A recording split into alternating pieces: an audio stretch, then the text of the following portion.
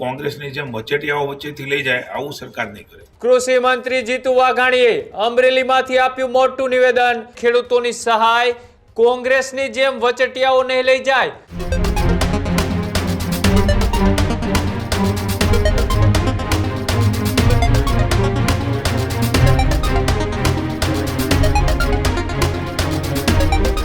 સમાચારોમાં આગળ વાત કરીએ, ખેડૂતોને લઈ હવે રાજનીતિ તેજ થઈ રહી છે।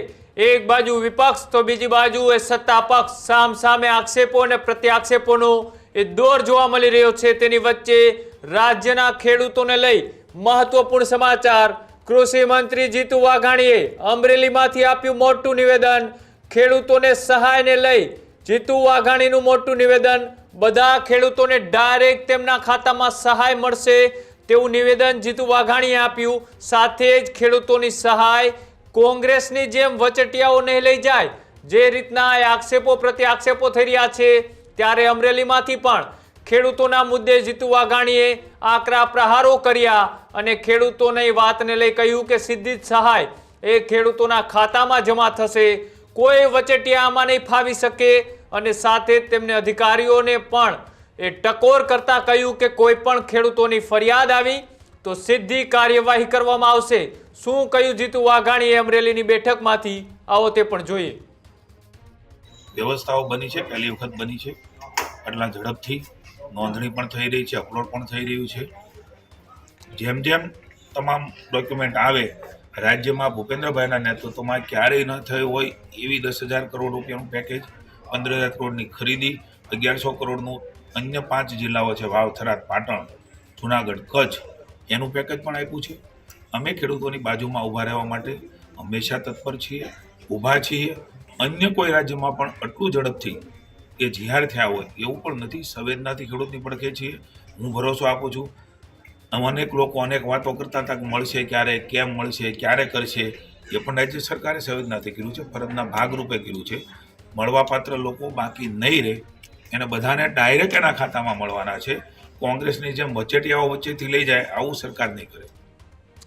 જે રીતના જીતુ વાઘાણીએ કહ્યું કે કોંગ્રેસની જેમ કોઈ વચેટિયાઓએ ખેડૂતોની સહાય નહીં લઈ જાય અને ખેડૂતોને તેમના ખાતામાં સીધી સહાય આપવામાં આવશે, તો બીજી બાજુ એ કોંગ્રેસ દ્વારા અને વિપક્ષી પાર્ટીઓ દ્વારા પણ સરકાર ઉપર એ આકરા પ્રહારો કરવામાં આવે છે કે જે રીતના એ હેક્ટરે 25,000ની મર્યાદા હતી તેનો ઘટાડો કરી અને 22,000 કરવામાં આવી અને 2 હેક્ટરની જે મર્યાદા કરવામાં આવી છે તેને લઈ હજુ પણ કોંગ્રેસ ક્યાંક ને ક્યાંક એ ભારતીય જનતા પાર્ટી અને સરકારને ઘેરી રહી છે।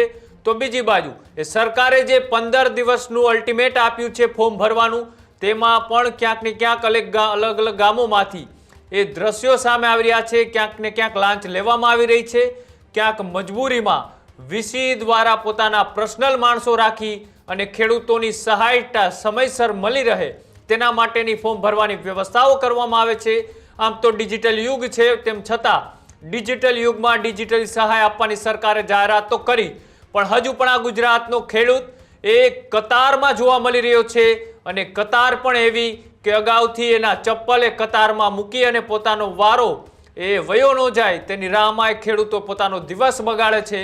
બીજી બાજુ રવિ પાકના વાવેતરની અત્યારે તૈયારીઓ છે, તો ત્યારે જ હવે ડીએપી અને યુરિયા જેવા ખાતરની એ ગુજરાતમાં અછત જોવા મળી રહી છે।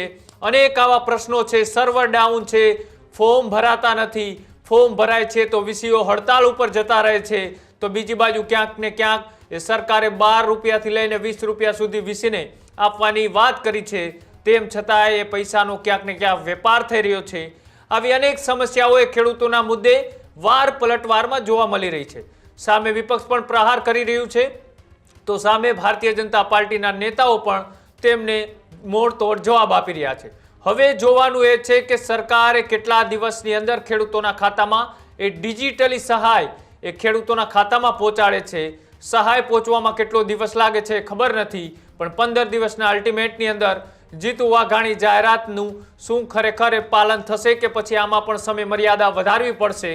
અને સાથે જે રીતની અત્યારે પરિસ્થિતિ છે ખેડૂતોની, તેના ખંભે ખંભો મિલાવી અને સરકાર ઊભી રહે છે કે કેમ, એ આગામી દિવસોમાં ખબર પડશે।